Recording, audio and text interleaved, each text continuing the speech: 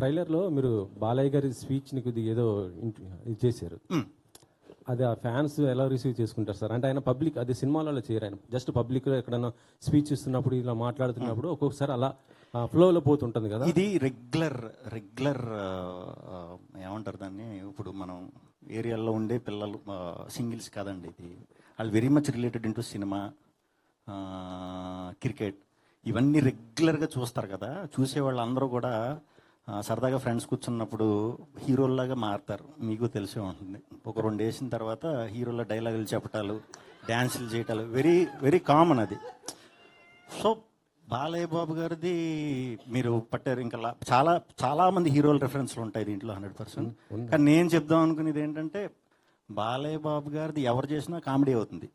అది బాలకృష్ణ గారు ఒక్కరికి చెల్లింది, అంత పవర్ఫుల్గా చేయటం, అది చేయటం. ఆయన ఎప్పుడు మనం ఏం చేసినా మనకు అలా అనిపిస్తుంది.